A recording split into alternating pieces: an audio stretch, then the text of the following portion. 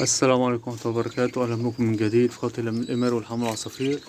هات الجوز ما شاء الله اللي كان بيكسر على بعضه في الفيديو.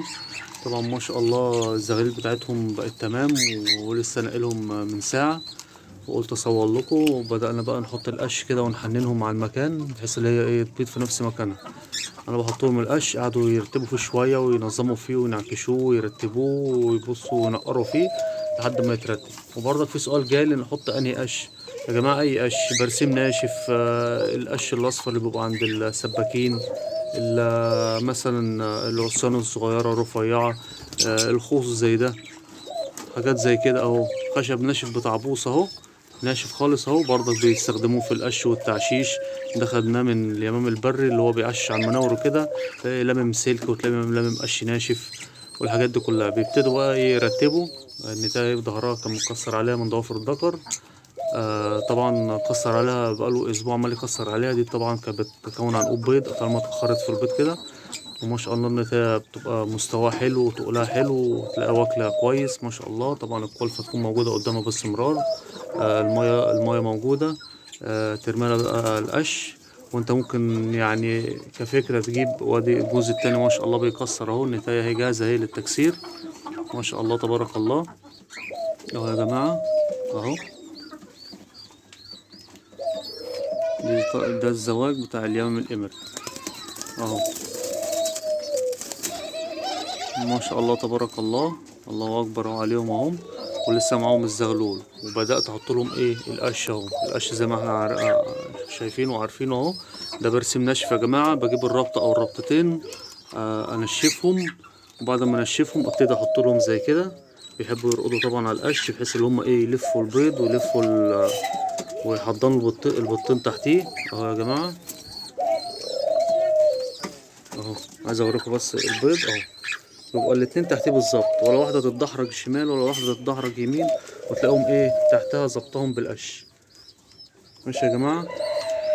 فانا طبعا ما شاء الله كسروا برضك زي الجوز. دول كده خلاص، كسروا على بعض. ونقلت الزغاليل لحد ما ضمنت اللي هم بياكلوا تمام التمام، نقلتهم في القفص التاني.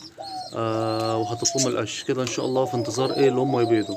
والجوز التاني لسه الزغلول صغير طبعا، بس بينقر حاجات بسيطة قوي، فانا هسيبه برضك لحد ما يشد نفسه وكده. وبعد كده يبيضوا، وربنا يستر ان شاء الله ما يبيضوا. وادي الجوز ده كده خلاص كده تمام التمام. كان بيض بيضتين وبيضة اتكسرت، ونقلت له بيضة من البيض الجوز ده، بحيث اللي هو كان الزغلول عنده كسروا بيضة برضك، نقلت له البيض التاني.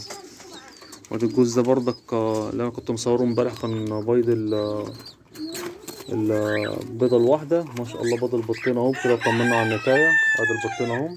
ورمينا لهم شوية برسيم، بدأوا يلفوه وبدأوا يقعدوا اهو. كده بقى هنسيبهم عشان بحيث دول أول بطن ليهم ما يلاقوش مننا اللي احنا كل شوية نمسكهم. وادي ما شاء الله تبارك الله الجوز اللي تحت. بصوا يا جماعة الزغاليل ما شاء الله تبارك الله. ادي الزغاليل اهو، عمر اسبوع بالظبط اهو. ما شاء الله تبارك الله. الحصلة مليانة اهي. وادي الحصلة التانية مليانة، والمستوى قد بعض بالظبط. ما شاء الله تبارك الله. يعني الجوز ما شاء الله الله اكبر يعني عليهم. طلع الزغلين كويسين. وادي الريش اهو بدأ ينبت و... ويعني سرعة النمو ما شاء الله تبارك الله مش عايز اقول لكم عليها. يعني حاجة ما شاء الله عليها، اللي هي يجي انتاج على طول. تلاقي الانتاج بيزيد معاك من غير ما تحس. تلاقيهم ما شاء الله تبارك الله كبر على طول اه. وادي الجوز اهو ما شاء الله فاضل بيضتين. طبعا في انتظار دول بقى اما نشوف الجوز ده نقلنا له بيضة، هنشوف هيطلع ايه. طبعا المطوق اللي زيه. وادي الزغليل اهو ما شاء الله. بصوا يا جماعة الزغليل صحتها ما شاء الله ومعدتها كده. دول بدأوا اطمن عليهم اللي هم بدأوا ياكلوا لوحدهم اهو. عشان ابتدي انقل. ودول ما شاء الله تبارك الله عارف ان لسه حاطط لهم اكل. لسه خارج كانت بتاكل اهو. البطين كويسين اهو ما شاء الله، مفيش اي مشكلة. ورقدت عليهم تاني اهو. طبعا يا جماعة في الصيف الرقود مفيش اي مشكلة فيه. لو قامت من على البيض قعد وقفت دقيقة أو دقيقتين بره، 5 دقايق بره، ما تقلقش. كده كده درجة حرارة الجو بتغني عن الرقود شوية.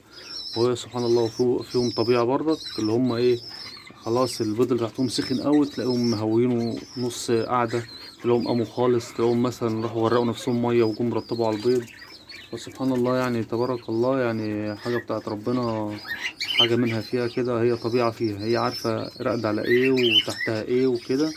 فعشان كده ايه، ربنا حاطط فيهم غريزة، لو يعني البيض تحتهم لما يكون في حرارة أو حاجة تلاقيهم قايمين واقفين هما الاتنين. ايه ده، ما نقلقش، هو بعاد عن البيض ليه أو كده؟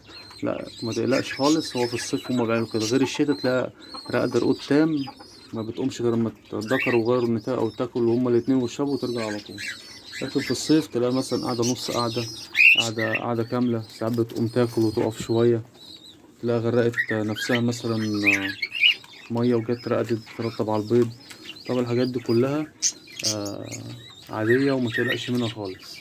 والقش زي ما انا قلت لكم، لو انت عايز تجيب ربطتين برسيم مفيش قش خالص، جبت ربطتين برسيم ونشفتهم في الشمس او في الهواء لحد ما قرمشوا، تدوس عليهم كده يتفركوا في ايديك وحط لهم فايض عندك، لفه كده في شنطة او حاجة، وخلي الشنطة مخرمة او مفتوحة، وتعلقها على مسمار مثلا في جنب في البلكونة او حاجة. واما تعوز منه تاخد منه ايه عادي، مفيش اي مشكلة. عايز تاخد اللي تاخده وترمي الباقي برضك مفيش اي مشكلة، بحيث اللي هو يعني ايه يبقى متواجد عندك على طول. في ناس تقول مثلا بيربي فاش او في اي حاجة، لا والله عندي ما بيربيش فاش، ولا عندي يعني يمكن ما بنضفش كتير، وناس كتير علقت لي يعني النظافة مني، يعني انا في مكان هم في مكان وقلة فضل والله، فاعذروني معلش على برضك اللي انا ما بنضفش كتير، فتبقى مسألة وقت باجي اصور واكل واشرب وامشي على طول. فانتوا اعذروني يعني على قلة ايه النظافة، بس انا بنصح يعني النظافة طبعا اكيد حلوة ليهم وللزغاليل والامهات الكبار وكده.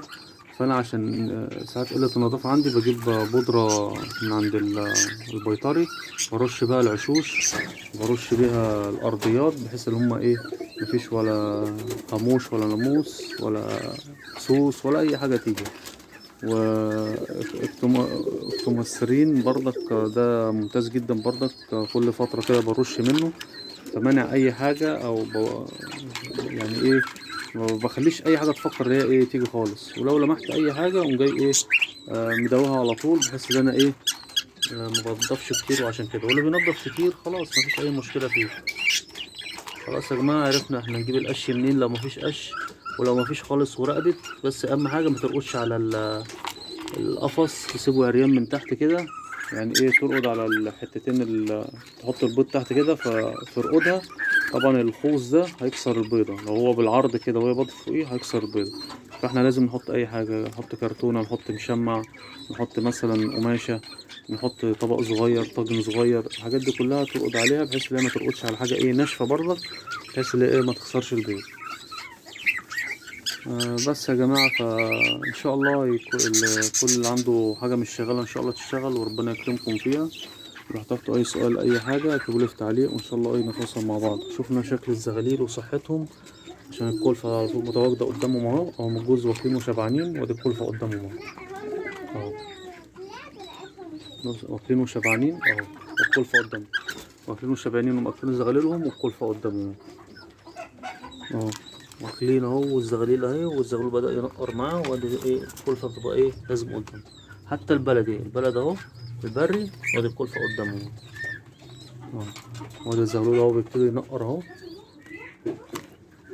عايز بقى ايه طلع عندك انتاج، عايز تبيع زغاليل، عايز تهدي زغاليل، عايز تذبح زغاليل، كل اللي في بالك تحققه مع اليمن الإبري. ما شاء الله تبارك الله، يعني حاجة جميلة. طبعا ما تنسوش بقى اللايك والشير والاشتراك في القناة للوصول كل جديد. شكرا لكم والسلام عليكم ورحمة الله.